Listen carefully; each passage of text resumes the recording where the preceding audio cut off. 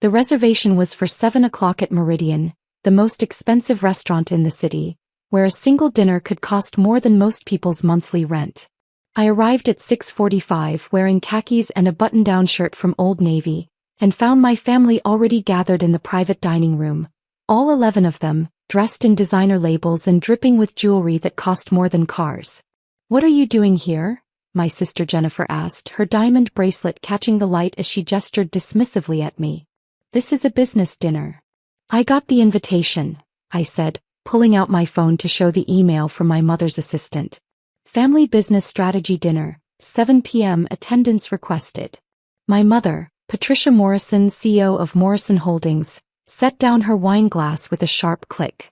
She wore a navy Chanel suit that probably cost $15,000, and her expression carried the same cold disapproval I'd seen my entire life. "This dinner is for actual business people," she declared, her voice cutting through the low murmur of conversation. "Not dreamers." My father, Richard Morrison, nodded from his seat at the head of the table. He'd retired as CFO 3 years ago but still maintained his board position and his air of absolute authority. "Sarah, you need to know your place. This dinner is for family members involved in the business. You make pottery in your garage." "I make ceramics," I corrected quietly. "There's a difference." "Not one that matters," Jennifer said. She was VP of Marketing, having married into her position through connections rather than competence. "We're discussing the acquisition of Techline Industries. A $200 million deal. What could you possibly contribute to that conversation?" My brother Michael, the COO, didn't even look up from his phone. "Mom's right. You don't belong here. This is embarrassing." I counted 8 family members at the table. My parents, 3 siblings, 2 spouses, and my uncle Robert, who served as general counsel. They all held positions in Morrison Holdings, the family empire my grandfather had built from a small manufacturing company into a diversified conglomerate worth $1.2 billion. And they all looked at me with varying degrees of disdain or pity. "I think there's been a misunderstanding," I tried again. "The only misunderstanding," my mother cut me off, "is you thinking you have any relevance to this discussion. You opted out of the family business 15 years ago when you decided to pursue your little art hobby. You don't get to opt back in when it's convenient." "I didn't opt out," I said. "I chose a different path." "A path that leads nowhere," my father said flatly. "You're 37 years old, Sarah. You live in a rental house. You drive a used Subaru. You sell coffee mugs at craft fairs. Meanwhile, your siblings are running a billion-dollar enterprise." My youngest brother, Thomas, who'd just been promoted to VP of Operations despite having worked at the company for only 2 years, smirked. "Maybe she's here hoping for a handout. Are you finally ready to admit your pottery thing failed?" "My ceramic studio is doing fine," I said evenly. "Fine," Jennifer repeated with a laugh. "That's the difference between you and us, Sarah. We don't aim for fine. We aim for exceptional, market-leading, industry-defining." "Speaking of which," my uncle Robert interjected, "we should begin. The Techline deal has time-sensitive components." He looked at me pointedly. "Sarah, this really is a closed meeting. Family members with active business roles only." "I have an active business role," I said. My mother actually laughed. "Selling mugs at farmers markets doesn't count as an active business role." "I also sell at galleries," I said. "And online. And through wholesale distributors." "How much do you make a year from that?" my father asked, his tone making it clear he already knew the answer would be insufficient. 30,000? 40? Your siblings are managing departments with annual budgets in the tens of millions.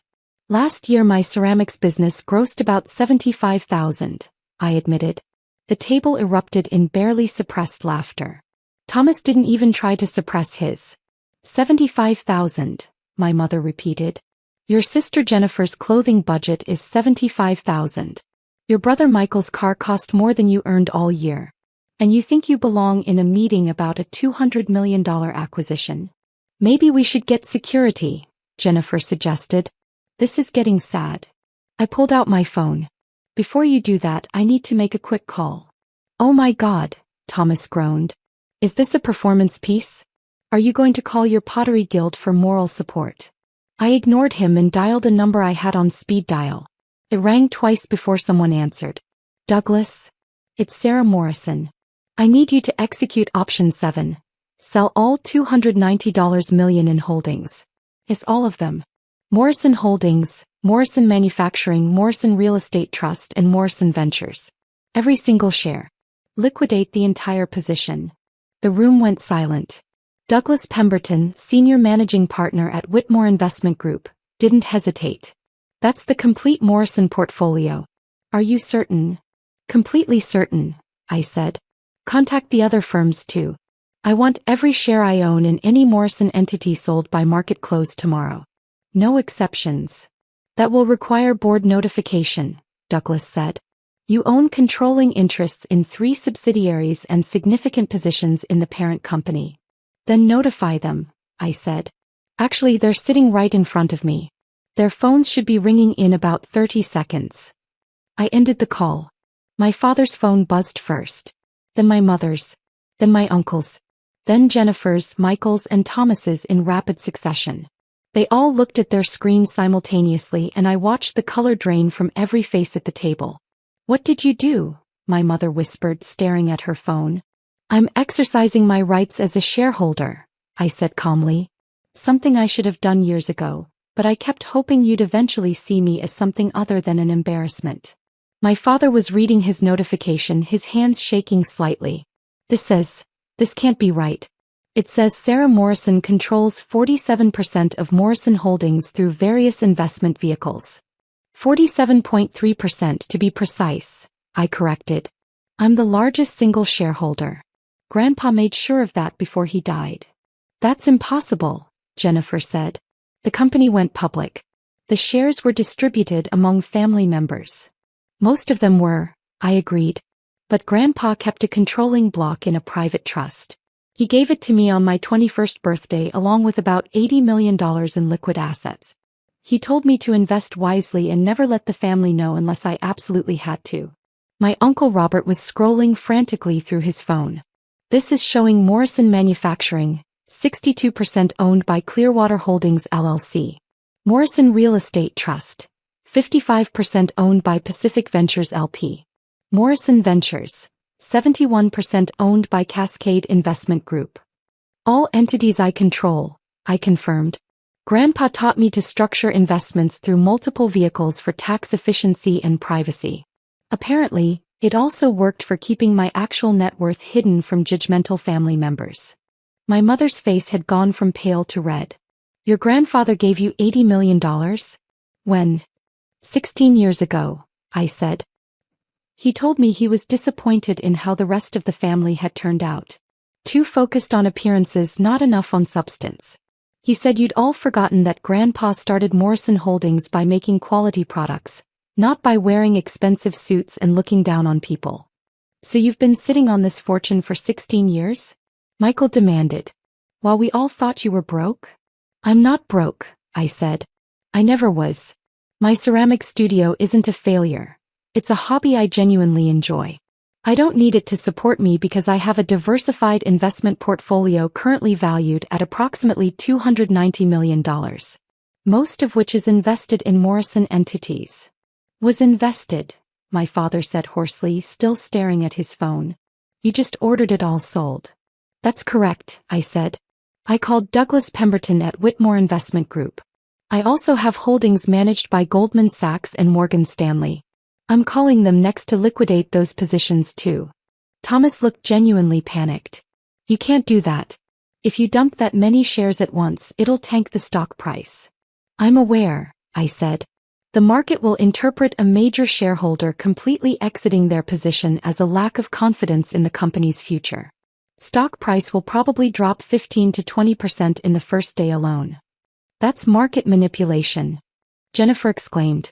No, my Uncle Robert said quietly, his legal mind working through the implications. It's not. She's entitled to sell her shares whenever she wants. She's notifying the board as required by SEC regulations. Everything she's doing is completely legal.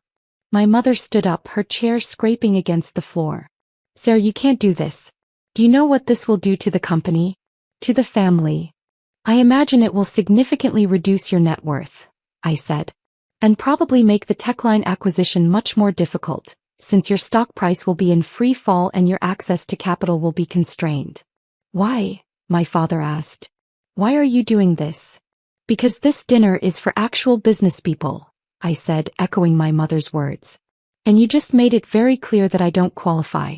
So I'm removing my business from your business. Simple as that. My phone rang. I answered it on speaker. Ms. Morrison, this is Catherine Zhou from Goldman Sachs. We just received notification from Whitmore Investment Group about a mass liquidation order. Can you confirm you want us to proceed with selling your Morrison Holdings positions as well? Confirmed, I said.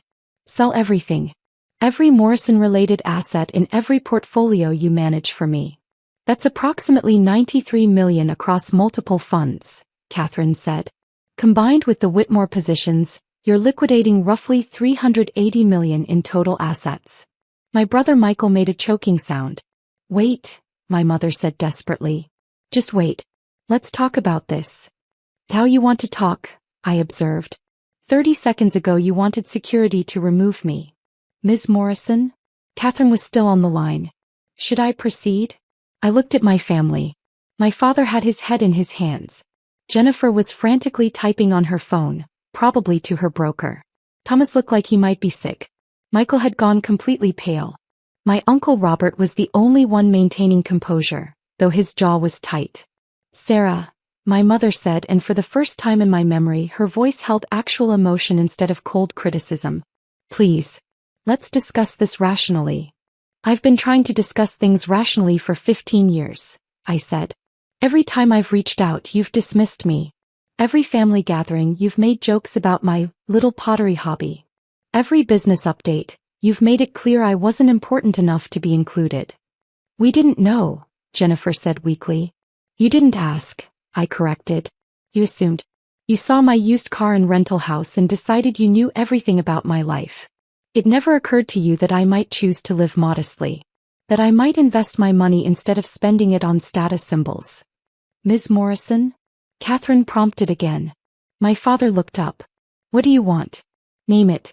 What will it take for you to cancel this order? I want you to understand something, I said quietly. I don't need you. I never needed you. Grandpa made sure of that. He gave me enough resources to live any life I wanted, and I chose this one. I chose to make ceramics because I love it. I chose to live in a small house because it's enough space for me. I chose to drive a practical car because I don't need to impress anyone. We understand, my mother said quickly.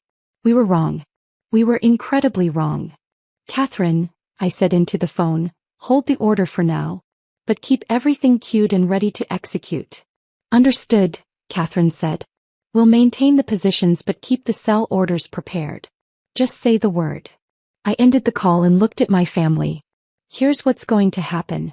All of you are going to sit down and actually listen to me speak. For the first time in 15 years, you're going to treat me like I have something valuable to contribute.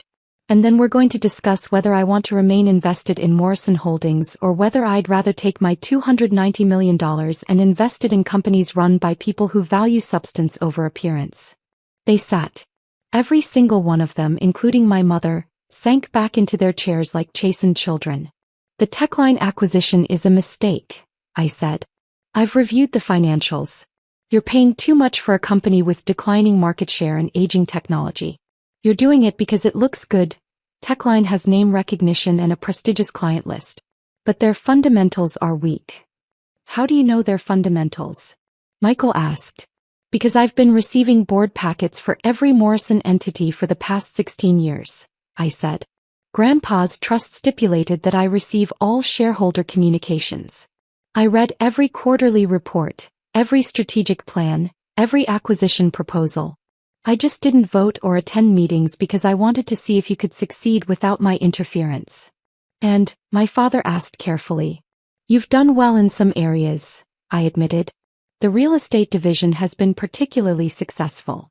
But you've also made several questionable decisions driven by ego rather than strategy. This Techline acquisition is the worst one yet. My uncle Robert leaned forward. What would you suggest instead? There's a smaller firm called Innovate Tech, I said. Half the price of Techline, but with better technology and a younger, more innovative team. They don't have the name recognition, but they have the substance. Morrison Holdings built its reputation on quality and innovation. Acquiring Innovate Tech fits that legacy. Techline is just expensive window dressing. I've heard of Innovate Tech, Thomas said slowly. They developed that new cloud infrastructure platform, which is currently being adopted by 3 Fortune 100 companies, I confirmed. In 5 years they'll be worth more than Techline. Right now, you could acquire them for $90 million instead of spending $200 million on a declining asset. My mother and father exchanged glances. For the first time, I saw them actually considering my words instead of dismissing them. You've really been following the company this whole time? Jennifer asked. Every quarter, I said. Every board meeting, every strategic initiative. I know Morrison Holdings as well as any of you. I just didn't feel the need to prove it until you made it clear my opinion was worthless. My father cleared his throat. If we were to consider your advice on the acquisition, would you maintain your investment position? That depends, I said. On whether this is a temporary change because you're scared of losing money, or a permanent change in how you see me and my role in this family. A permanent change, my mother said. She looked uncomfortable saying it, like the words physically pained her, but she said it anyway. You're right. We've been terrible to you. For years. We made assumptions and we were cruel about them. You were, I agreed. You judged me for living simply while you spent money on things designed to impress people you don't even like. You mocked me for doing work I love instead of work that pays 6 figures. You decided my worth based on my car and my house instead of my character or my capabilities. We're sorry, Jennifer said, and she actually sounded like she meant it. Genuinely sorry. I studied them all. My mother looked smaller somehow, her expensive suit unable to provide the armor of superiority she usually wore. My father seemed older, the weight of his misjudgment visible in every line of his face. My siblings had lost their smirks and their casual cruelty, replaced by something that looked almost like respect. I'll maintain my investment positions, I said finally. On 3 conditions. Name them, my Uncle Robert said immediately. First, I want a board seat. Grandpa's trust entitles me to one, but I never claimed it. I'm claiming it now. I want a voice in major decisions. Agreed, my father said without hesitation. Second, the family stops making decisions based on appearances and starts making them based on sound business principles. That means no more acquisition targets chosen because they sound impressive to your golf buddies. No more hiring family members who aren't qualified for their positions. I looked pointedly at Thomas. Hey, Thomas started to protest. You were promoted to VP of Operations after 2 years with the company, I interrupted. Most VPs have 10 to 15 years of experience. You got the job because your family, not because you earned it. Thomas opened his mouth, then closed it. He couldn't argue because we both knew it was true. Third condition? My mother asked. I want to be treated like a member of this family, I said simply. Not the embarrassing relative you tolerate at holidays. Not the failure who couldn't hack it in the real world. An actual family member whose choices you respect, even if you don't understand them. The room was silent for a long moment. Done, my father said. All 3 conditions. You have a board seat, will make more strategic decisions, and you'll be treated with the respect you deserve. Starting now, my mother added. Sarah, would you stay for dinner? We'd value your input on the Innovate Tech acquisition. I pulled out my phone and called Catherine Jo back. Cancel the liquidation order. Maintain all positions. Confirmed, Catherine said. Positions maintained. I'll send you the updated portfolio summary in the morning. I ended the call and sat down at the table, not in my original seat at the far end, but in an empty chair closer to the center. My family rearranged themselves to make room, their movements uncertain but deliberate. A waiter appeared and I ordered the salmon. My mother ordered another bottle of wine, a $3,000 Bordeaux that she insisted I try. Tell us about Innovate Tech, my Uncle Robert said, pulling out his tablet. You said they're being adopted by Fortune 100 companies? I spent the next 20 minutes walking them through Innovate Tech's technology, their market position, their growth trajectory, and why they represented a better strategic fit than Techline. My family listened, taking notes and asking intelligent questions. The cloud platform alone could generate recurring revenue of $50 million annually within 3 years. I explained. Techline's revenue is flat. They're living on legacy contracts that won't renew forever. Why didn't our analysis team catch this? Michael asked. They did, I said. It's in the appendix of the acquisition proposal, page 47. But the recommendation was to proceed with Techline anyway because of their market reputation. My father looked embarrassed. I didn't read that far. Neither did I, Jennifer admitted. I read the whole thing, I said. All 63 pages. Because unlike you, I don't have a team of assistants summarizing documents for me. I have to do my own research. You have $290 million, Thomas pointed out. You could hire a whole team of assistants. I could, I agreed. But then I'd lose touch with the details. Grandpa taught me that. He said the moment you stop reading the full reports is the moment you stop understanding your business. Grandpa was a smart man, my Uncle Robert said quietly. He was, I agreed. He was also disappointed in most of you. He told me that before he died. He said you'd forgotten what made Morrison Holdings successful in the first place. Quality products, smart decisions, and treating people with dignity regardless of their position. My mother winced. He said that. He did, I confirmed. He said the company had become more about status than substance. That you'd all started valuing the appearance of success over actual success. That's why he gave me the money and the controlling shares. He hoped I'd remember what he taught me and use it when the time came. The time has come, my father said. Clearly. We spent the rest of dinner discussing business strategy. I shared my analysis of several other opportunities I'd been tracking. A small manufacturing firm with innovative processes, a real estate development in an emerging market, a technology startup developing AI tools for industrial applications. My family took notes, asked questions, and for the first time in my adult life, treated me like I had valuable knowledge to share. By the time dessert arrived, the atmosphere had shifted completely. Jennifer asked about my ceramics work with genuine interest rather than condescension. Michael wanted to know how I'd learned to analyze companies so effectively. Thomas admitted he felt overwhelmed by his VP position and asked if I'd be willing to mentor him. I'd be happy to, I told Thomas. But you need to be willing to put in the work. Read every report. Understand every department. Learn the business from the ground up, not from the executive floor down. I will, Thomas promised. I swear. As dinner ended and the waiter brought the check, which my mother paid without comment or complaint, my father stood and cleared his throat. Sarah, I need to say something. On behalf of all of us. He gestured to the table. We've been fools. Blind, arrogant fools. We looked at your life and saw failure when we should have seen success. We saw your choices as weakness when they were actually strength. You had the courage to live authentically while we've been performing for an audience that doesn't even matter. Well said, my Uncle Robert murmured. We can't undo the past 15 years, my father continued. We can't take back the cruel things we've said or the dismissive way we've treated you. But we can do better moving forward. We can be the family Grandpa hoped we'd be. If you'll give us the chance. I looked at them all, my mother with tears in her eyes, my siblings looking genuinely remorseful, my uncle nodding encouragement. They weren't perfect. They'd probably slip back into old patterns sometimes. But they were trying and that mattered. I'll give you the chance, I said. But understand this. I'm not changing my life to accommodate your expectations. I'm still going to make ceramics. I'm still going to live in my rental house and drive my Subaru. I'm still going to shop at Old Navy and sell mugs at farmers markets. Because those things make me happy and I don't need your approval to live my life. We wouldn't want you to change, my mother said.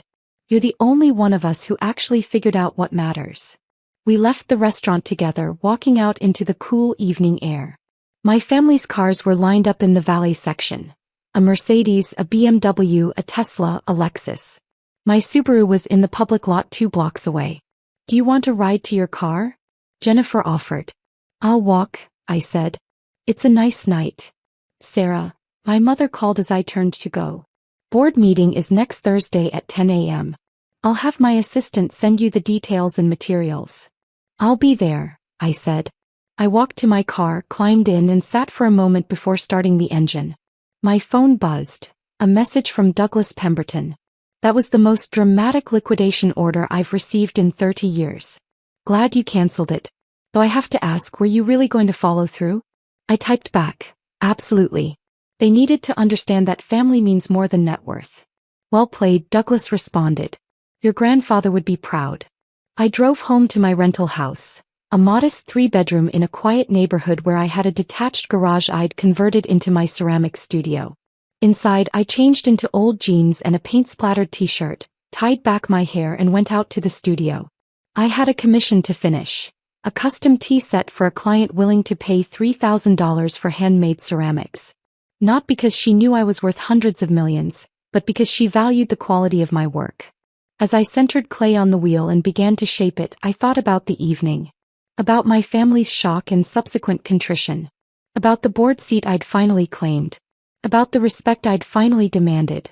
But mostly I thought about what Grandpa had told me 16 years ago when he transferred that money into my account. Money is a tool, Sarah, he'd said. Use it to build the life you want, not the life other people expect. And remember, real wealth isn't in your bank account. It's in knowing yourself well enough to choose happiness over approval. I'd chosen happiness. I'd chosen ceramics and craft fairs and a simple life that brought me genuine joy. And when my family had pushed too hard, I'd used Grandpa's tool exactly as he'd intended, to show them that their approval was worthless compared to my peace of mind.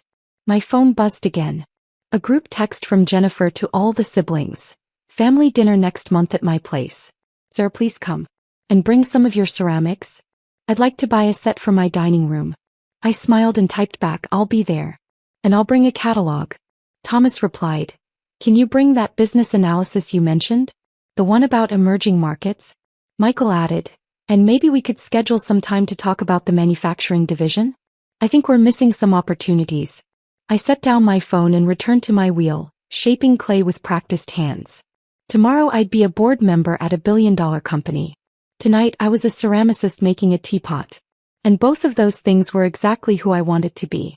Outside my studio window, the sun had set completely, leaving the sky scattered with stars. Inside, my hands worked the clay into something beautiful and functional. Something that would bring someone joy long after tonight's drama had faded into memory. That, I thought as I shaped the final curve of the teapot spout, was what success really looked like. Not designer suits or expensive cars or corner offices. But the freedom to create beauty, the courage to choose authenticity, and the strength to demand respect from people who should have given it freely all along. Grandpa had given me the tools. Tonight I'd finally used them. And tomorrow I'd show my family what happened when you combine $290 million in investment capital with someone who actually understood that money was meant to serve life, not the other way around. I finished the teapot at midnight, carefully lifting it from the wheel and setting it aside to dry. In 2 days it would be ready for its first firing. In a week I'd glaze it. And in 2 weeks, my client would receive a handmade tea set worth every penny of her $3,000 commission. My phone buzzed one last time. A message from my mother. Thank you for giving us another chance. Your grandfather chose well when he trusted you with his legacy. I'm sorry it took us so long to see it. I didn't respond immediately. Instead, I cleaned my workspace, washed my hands, and made myself a cup of tea in one of my own handmade mugs. A simple piece with a blue glaze that had turned out exactly as I'd hoped. Only then did I type back. Grandpa taught me that family is worth fighting for. Even when they don't make it easy. My mother's response came quickly. We'll try to make it easier from now on. I hoped that was true. But even if it wasn't, I knew something my family had forgotten and was just beginning to relearn. Real success wasn't measured in dollars or titles or designer labels. It was measured in the ability to live authentically, to choose substance over appearance, and to know that your worth came from within, not from the approval of others. And I was successful by every measure that mattered. I finished my tea, turned off the studio lights, and walked back to my house. Tomorrow would bring board meetings and investment decisions and family dynamics that would take years to fully repair. But tonight I was just Sarah. Ceramicist, investor, granddaughter, and finally recognized member of a family that had taken far too long to understand what Grandpa had known all along. That I was exactly who I needed to be.